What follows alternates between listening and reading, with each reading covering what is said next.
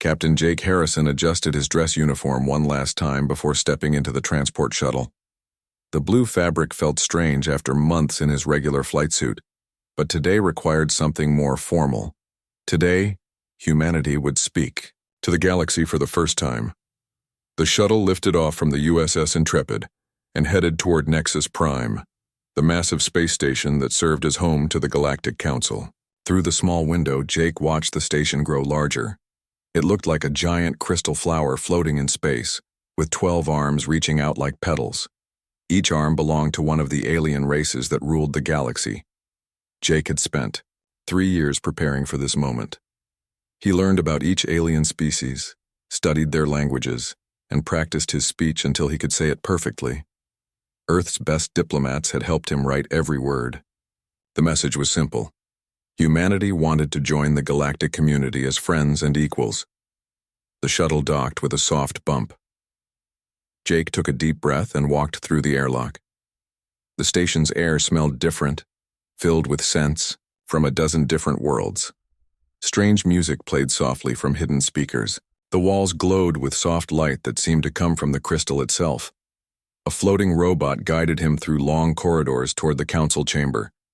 Jake passed windows that showed amazing views of space, with ships from different worlds, coming and going. He saw vessels that looked like living creatures, others made of pure energy, and some that seemed to bend space around them. The council chamber doors were enormous, made of the same glowing crystal as the rest of the station. They opened silently as Jake approached. The room beyond took his breath away. The chamber was huge, with a high ceiling that disappeared into soft light. 12 platforms floated in a circle around a small stage in the center. On each platform sat a representative from one of the galaxy's ruling species. Jake recognized them from his studies. The Zephyrians were tall and thin, with pale blue skin that seemed to glow from within.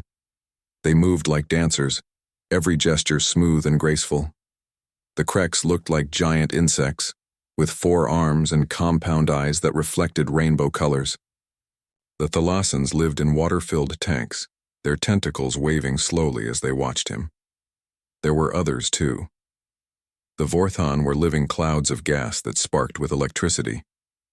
The geodes looked like walking rocks with gems for eyes. The synthetics were perfect machines that had gained life somehow.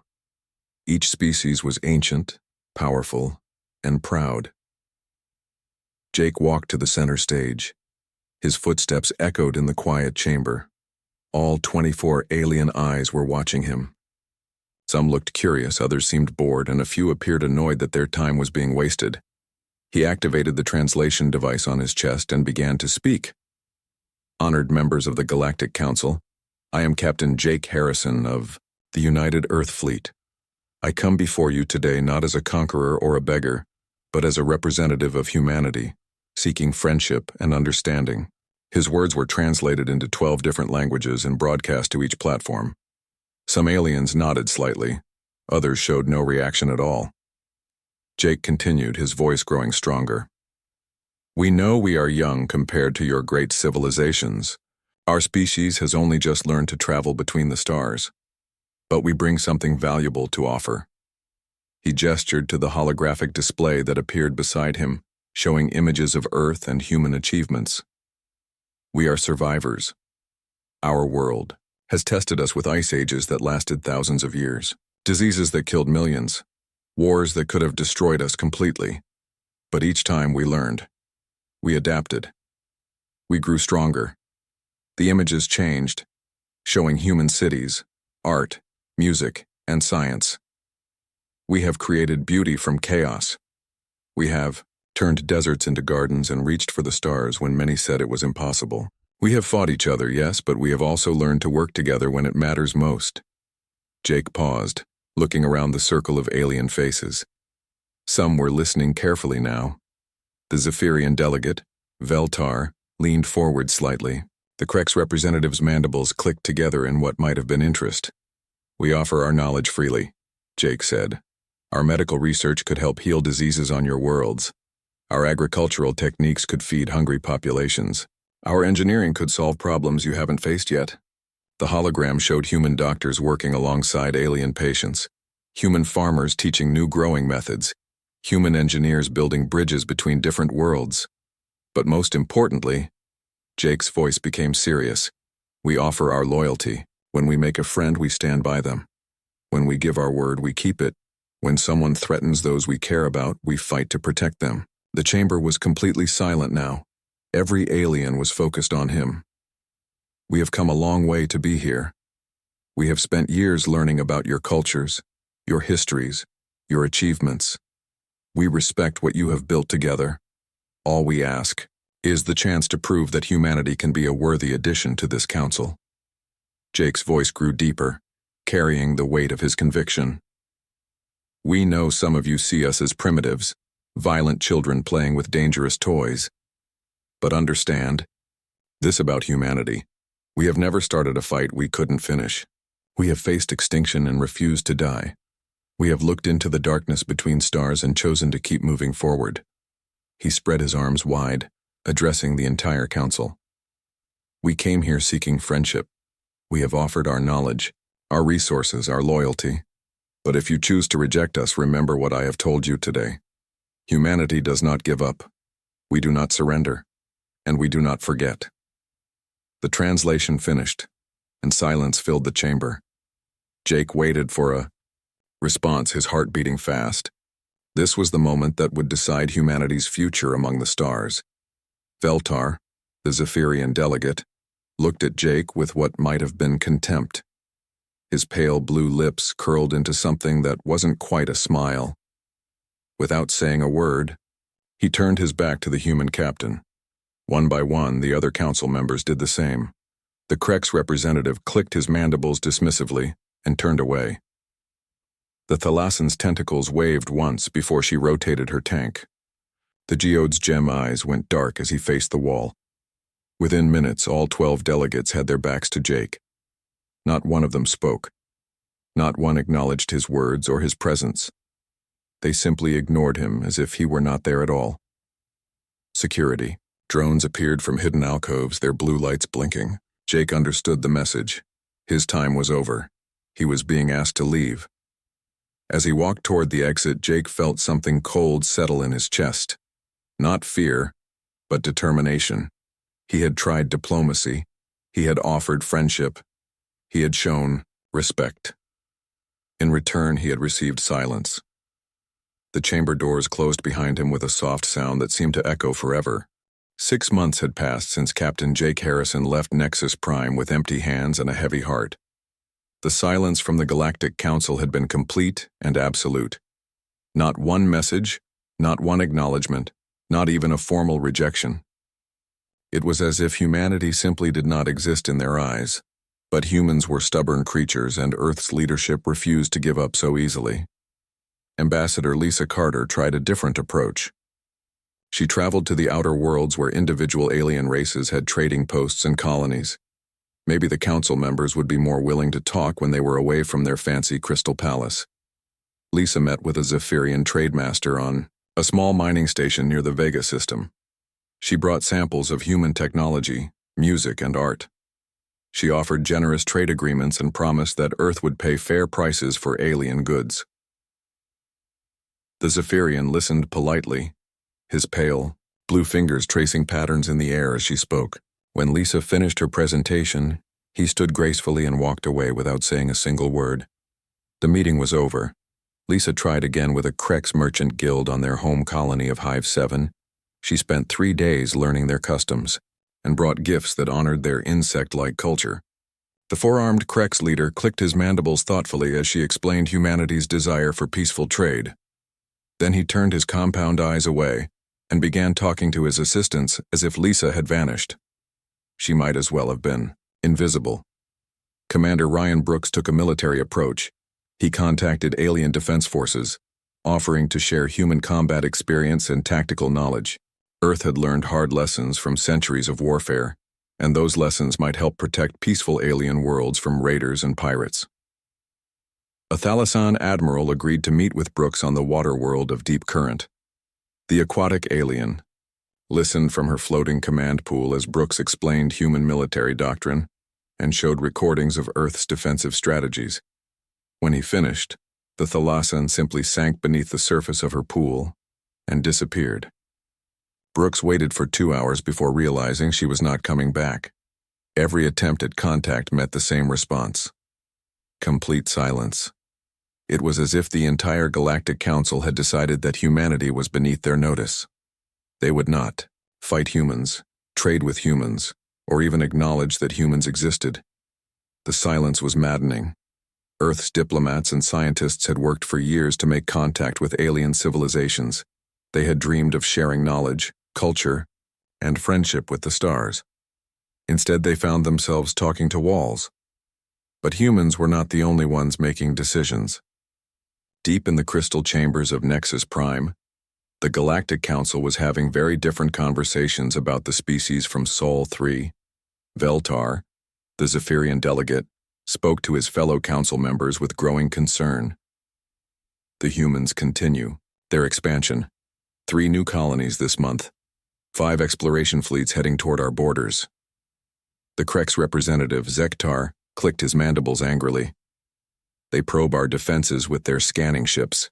They send messages on all frequencies. This is not the behavior of a peaceful species. Indeed, gurgled the Thalassan delegate from her water tank. On my world, we have a saying. The creature that will not stop talking is usually the one planning to bite. The council members shared their fears and suspicions. Every human colony ship looked like an invasion fleet to them. Every research station seemed like a military outpost. Every diplomatic message felt like a demand for surrender. They had ruled the galaxy for thousands of years by maintaining order and respect. Species that wanted to join the galactic community had to prove themselves worthy first. They had to show patience, humility, and proper respect for their betters. Humans showed none of these qualities. They acted like equals when they were clearly inferior. They demanded attention when they should have waited quietly for permission to speak. They pushed forward when they should have stepped back. We must teach them their place, Veltar decided. A show of force will make them understand the proper order of things. The council agreed to new protocols. Any human ship that entered, space claimed by a council member would be considered a threat. Any human activity near alien worlds would be treated as hostile action. It was time to put the upstart species in their place. Captain Amy Foster was taking 50,000 civilians to establish New Terra, humanity's most ambitious colony yet. The planet in the Kepler 442 system had perfect conditions for human life. Blue oceans, green continents, and clean air. It would be humanity's new garden world, far from the crowded cities of Earth. The colony ship Endeavor was huge but slow, built for carrying families and supplies rather than speed or weapons.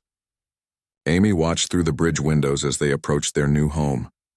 Children pressed their faces against viewing ports, pointing excitedly at the blue and white planet that would be their future. "Captain," called her communications officer, Lieutenant Paul Davis. "We're getting scanner contacts. 3 ships moving toward us from the outer system." Amy frowned. The system was supposed to be empty. Earth survey teams had checked it thoroughly before approving it for colonization. "Can you identify them?" "They're Zephyrian vessels, Captain. Military class." Amy felt a cold touch of worry. "Open a channel. Let's see what they want." She stood before the main screen as the alien ships grew larger. They were beautiful in their own way, like living creatures made of light and metal, but they were also heavily armed. "This is Captain Amy Foster of the Earth colony ship Endeavor," she broadcast on all frequencies. "We are carrying civilian families to establish a peaceful settlement on the 4th planet. We mean no harm and request safe passage through this system." The Zephyrian ships did not respond. They continued moving closer, their weapons powering up with visible energy discharges.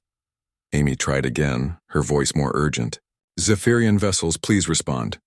We have women and children aboard. We are not a military threat, please acknowledge." Still nothing. The alien ships spread out in attack formation. "Captain," her tactical officer called out, "they're targeting our engines and life support systems." Amy's blood ran cold. These weren't warning shots or intimidation tactics. The aliens meant to cripple or destroy her ship. "Red alert. All hands to emergency stations. Begin immediate evacuation procedures." The Endeavour shuddered as the first energy beam struck her hull. Lights flickered and alarms began wailing throughout the ship. 50,000 people started moving toward escape pods and emergency shuttles, parents carrying children, elderly helped by younger colonists. Amy stayed on the bridge, coordinating the evacuation, even as her ship died around her. The Zephyrian ships fired again and again, methodically destroying the Endeavour's ability to fight back or run away. "Get the children out first," Amy shouted over the noise of collapsing bulkheads. "Prioritize families with young ones." Her crew worked frantically, launching escape pods as fast as they could load them. But there were so many people and so little time. The ship's hull was breaking apart under the alien assault. Amy managed to get 12,000 people away before the Endeavour's reactor finally failed. The explosion lit up space like a new star, consuming the ship and everyone still aboard. The escape pods drifted helplessly among the debris while the Zephyrian ships departed without a word. They had delivered their message clearly. Humans were not welcome in council space. But they had also made a terrible mistake. They had given humanity something far more dangerous than silence. They had given them a reason for war. The image of children's escape pods floating among the burning wreckage of the Endeavour spread across human space like wildfire. Every news channel showed the same terrible footage. Tiny metal shells drifting helplessly while debris from their destroyed home ship sparkled around them like deadly stars. President Helen Ross stood in the Oval Office, watching the reports with tears in her eyes. 38,000 innocent people had died in the attack. Families who had sold everything they owned for a chance at a new life. Children who would never see their new world. Parents who died protecting their young ones. General Nathan Pierce knocked on her door and entered without waiting for permission. The old soldier's face was carved from stone, but his eyes burned with controlled fury. "Madam President," he said quietly, "the Joint Chiefs are ready to present our response options." Helen turned away from the screen. "How long have we been trying to talk to them, Nathan?" 8 months of official contact attempts, 3 years of preparation before that. And what did we get for our patience and respect? Silence. And then murder. Helen nodded slowly. The Galactic Council released a statement this morning. They called the attack a defensive action against human territorial expansion. They're justifying the slaughter of civilians. General Pierce's jaw tightened. They want to see what human expansion really looks like. 24 hours later, President Ross addressed the Global Assembly. Representatives from every nation on Earth watched as she stood at the podium, her face calm but her words carrying the weight of humanity's anger. For months, we extended our hand in friendship. We offered knowledge, trade, and loyalty to species that considered themselves our betters. In return, we received silence. When we continued to seek peace, they answered with violence. The assembly hall was completely quiet. Even the reporters had stopped moving. They destroyed a civilian ship carrying families to a new home. They murdered children and called it defense. They have shown us what they think of human life. Helen's voice grew harder. They want silence? They'll get it. From this moment forward, humanity speaks only through action. Operation Silent Thunder begins immediately. Admiral Greg Stone had spent his career exploring the galaxy's frontier regions. His ships were built for long-range missions, equipped with advanced sensors and powerful engines. But now those exploration vessels were being rapidly converted into something much more dangerous. In orbital shipyards around Earth and Mars, work crews stripped away scientific equipment and installed weapon systems. Particle beam arrays replaced telescope clusters. Missile launchers took the place of sample collection arms. Survey drones became attack fighters. The aliens had made their first mistake by attacking civilians. Their second mistake was assuming human ships would be easy targets. Stone stood on the bridge of his flagship, the UES Thunderbolt, as it led the first human battle fleet toward enemy territory. 47 ships followed him, each one crewed by volunteers who had seen the footage from the Endeavour. "Admiral," called his communications officer, Lieutenant Janet Murphy, "we're receiving multiple hails from Zephyrian patrol ships. They're demanding we identify ourselves and state our intentions." Stone didn't even look up from his tactical display. No response. Let them wonder. The Zephyrian patrol consisted of 6 warships, sleek and beautiful like all their technology. They had been expecting another diplomatic mission or perhaps a small protest fleet. They were not prepared for what they actually faced. Commander Beth Quinn's stealth ships had arrived first, invisible to alien sensors thanks to human technology the Council had never seen. They positioned themselves around the Zephyrian patrol, like hunters surrounding prey. All units, this is Thunder Lead, Stone broadcast to his fleet. Remember the Endeavor. Remember the children. Show them what silence looks like. The battle began and ended in 18 minutes. Human weapons were different from anything the aliens had faced. Where other species used energy beams and plasma charges, humans brought kinetic projectiles and nuclear warheads. The Zephyrian shields, designed to deflect directed energy, were useless against solid metal traveling at a significant fraction of light speed. The first salvo shattered 3 alien ships instantly. The survivors tried to retreat, but Quinn's stealth ships were already behind them, cutting off their escape. The remaining Zephyrians surrendered quickly, broadcasting their submission on all frequencies. Stone finally spoke to them. "You wanted to teach us about silence. Class is now in session." The human fleet moved deeper into Council space, and the aliens learned something terrifying about their new enemies. Humans didn't fight like civilized species. They didn't follow the traditional rules of engagement that had governed galactic warfare for thousands of years. Captain Dan Murphy's Raider Squadron attacked a Krek supply convoy near the Arcturus system. Instead of demanding surrender and allowing the aliens to retreat with honor, Murphy's ships destroyed the cargo vessels and left the crews stranded on a barren moon with emergency supplies. The message they left was simple: courtesy of the species you chose to ignore. Major Kate Sullivan's Marines captured a Thalassan command post by doing something the aquatic aliens thought impossible. They attacked through the water itself, using breathing equipment and underwater vehicles the Thalassans had never imagined. The amphibious assault was swift and brutal. Sullivan's troops took the facility without killing a single defender, but the psychological impact was devastating.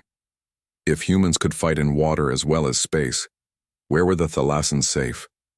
But humanity's real advantage wasn't their weapons or tactics. It was their approach to war itself. The Galactic Council species had fought each other for millennia, but their conflicts were formal affairs with established rules. Battles happened at predetermined times and places. Civilian areas were off limits. Supply lines were considered neutral territory. There were proper ways to surrender and be treated with honor. Humans ignored all of these conventions. They attacked at night when aliens were sleeping. They targeted communication centers and supply depots. They used psychological warfare, broadcasting recordings of previous victories to enemy forces. They spread rumors and misinformation that made alien commanders doubt their own allies. Most disturbing of all, they coordinated their attacks with frightening efficiency. While alien fleets struggled to communicate across language barriers and cultural differences, human forces moved like a single organism with a shared mind. Admiral Stone's fleet reached the heavily defended Altair 7 system, home to the largest Zephyrian military base outside their home territory. The station housed over 100,000 military personnel and protected 17 inhabited worlds. The aliens had assembled a defensive fleet of 80 ships from 5 different Council species. They outnumbered the humans almost 2 to 1 and had superior firepower. By every conventional measure, they should have won easily. The battle lasted 37 minutes. Human tactics were simple but effective. Instead of engaging the main alien fleet, they bypassed it entirely. Stone's ships used their superior speed and maneuverability to attack the space station directly, while smaller units harassed the defending fleet from multiple directions. The aliens found themselves fighting 3 separate battles at once, unable to coordinate their response. Their communications were jammed by human electronic warfare. Their formations were broken by hit-and-run attacks. Their commanders couldn't even agree on which threat to prioritize. When the Altair 7 station surrendered, the defending fleet simply fell apart. Ships from different species began retreating in different directions, abandoning their allies without coordination or planning. Stone accepted the surrender of 3,000 alien prisoners and gained control of a major military installation, without losing a single human ship. The news of the victory spread through Council space faster than light. The mighty Galactic Council, rulers of the galaxy for 10,000 years, had been humiliated by a species they had considered beneath their notice. In 8 months of fighting, human forces captured 37 star systems and destroyed 60% of the Council's military assets. The ancient alliance that had maintained galactic peace began to crack under the strain. Species that had been allies for millennia started blaming each other for the disaster.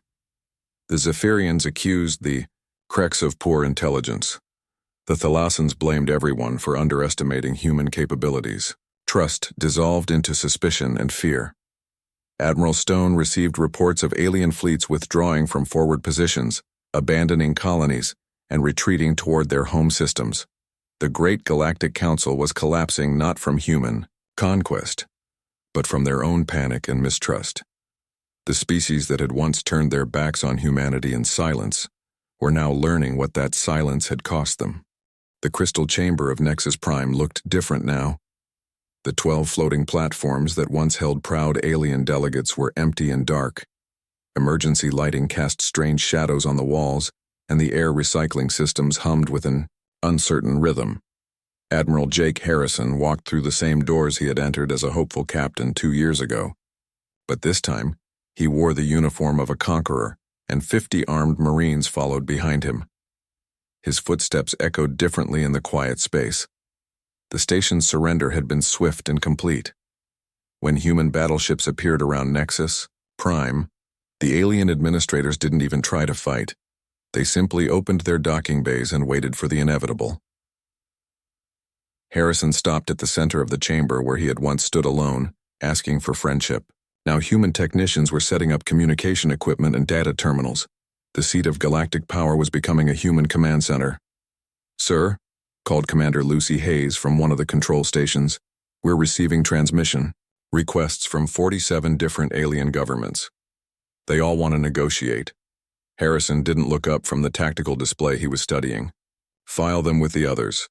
That brings the total to over 300 requests, Admiral. Some are offering tribute, others want to surrender formally. A few are begging for mercy. I said file them." The irony was not lost on Harrison. For months, humanity had sent diplomatic messages that were ignored completely. Now the same species that had turned their backs on him were desperate to talk.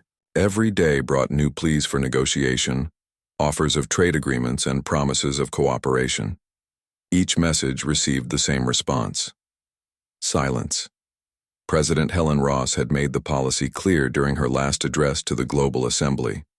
They had their chance to speak with us as equals. Now they can earn the right to speak with us as subjects.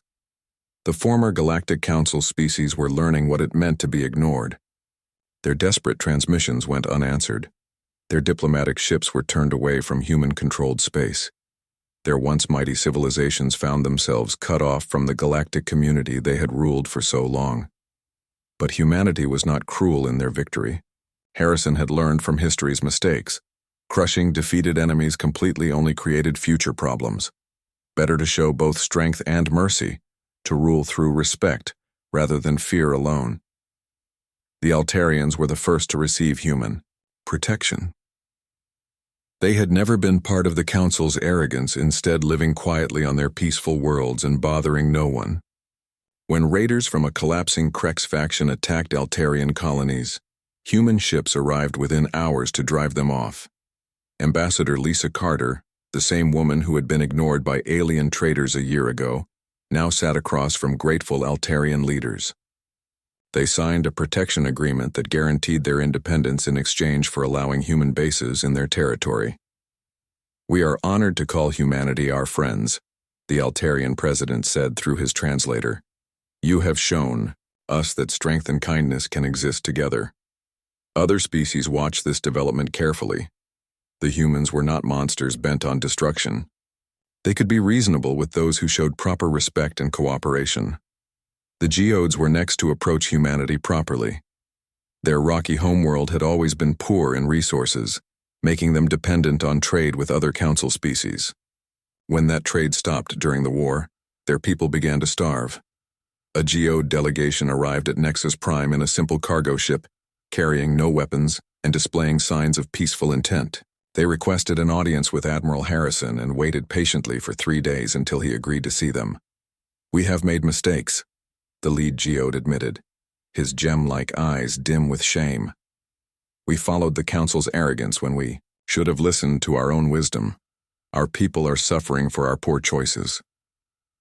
Harrison studied the alien delegates carefully. Unlike the proud council members who had dismissed him before, these geodes showed genuine humility and regret. "What do you offer?" Harrison asked simply. "Our mining expertise and geological knowledge, our loyalty to those who treat us fairly, our promise to never again judge others by their appearance or origin." The negotiations took a week, but they ended with the geodes becoming humanity's second alien partner. Human food shipments began arriving at geode worlds within days, while geode engineers started helping humans locate valuable mineral deposits in their new territories. Meanwhile, the former council powers struggled with their new reality. The Zephyrians, once the most proud and dismissive of all the species, found their trade routes cut and their colonies isolated. Their elegant ships sat in port because they had no safe places to travel. Veltar, the same delegate who had first turned his back on Captain Harrison, now sent daily messages begging for an audience. Each message was more desperate than the last, offering greater concessions and more valuable payments for just the chance to speak with human representatives. The messages were filed with all the others and ignored. The Kreks fared even worse. Their insect-like society had always been aggressive and territorial. When the council collapsed, different Kreks factions began fighting each other for control. Their civil war spread across a dozen star systems, destroying the very colonies they were fighting to control. Human forces watched from the border but did not intervene. The Kreks had chosen violence over diplomacy, and now they were reaping what they had sown. The Thalassans tried a different approach. They offered to share their advanced water purification technology with humanity, hoping to buy their way back into galactic society. The offer was interesting, but it came with no apology for their previous behavior, and no acknowledgement of their role in the Endeavor massacre. Dr. Alex Carter, leading a team of human scientists, studied the Thalassan proposal carefully. The technology was indeed valuable and could help terraform dry worlds for human colonization. "What do you recommend?" Harrison asked during their weekly briefing. "Accept the technology, but make them wait for trade agreements," Carter replied. "They need to understand that gifts won't erase their past actions. True cooperation requires trust, and trust must be earned over time." Chief Engineer Paul Brooks was having more success with a different project. He led teams of human technicians through captured alien facilities, learning how their technology worked and adapting it for human use. The crystal technology of Nexus Prime was particularly interesting. Brooks discovered that the entire station was essentially a living computer, growing and adapting to its users' needs. With careful modifications, human engineers could make it even more efficient. "We're not just conquering their territory," Brooks explained to Harrison. "We're making it better. Every system we control becomes more productive under human management." This was perhaps the most important lesson the galaxy was learning about humanity. Humans didn't just take what they wanted and leave. They improved everything they touched, building better systems and creating more opportunities for everyone. New human colonies flourished in former council space. Trade routes that had been restricted to certain species were now open to anyone willing to follow human rules. Worlds that had been exploited for resources began developing their own industries and cultures. Harrison often stood in the council chamber late at night, when the station was quiet and the stars were clearly visible through the crystal walls. He thought about that day when 12 species had turned their backs on him, refusing to even acknowledge his words. They had believed that silence was power, that ignoring humanity would make them go away. Instead, they had taught humans the most important lesson of all. Sometimes the only way to earn respect was to first teach fear. The galaxy was quiet now, but it was a different kind of silence. Not the arrogant dismissal of the old council, but the respectful attention of those who had learned to listen. Ships from dozens of species waited patiently at human checkpoints, carrying proper documentation and following established procedures. Alien diplomats practiced human customs and learned human languages before requesting meetings. Former enemies worked alongside human colonists, building a better future together. In the end, Harrison reflected, the war had given both sides what they needed. The aliens had learned humility and respect. Humanity had learned that some conversations could only happen after the talking was done. The silence was no longer empty. It was full of possibilities.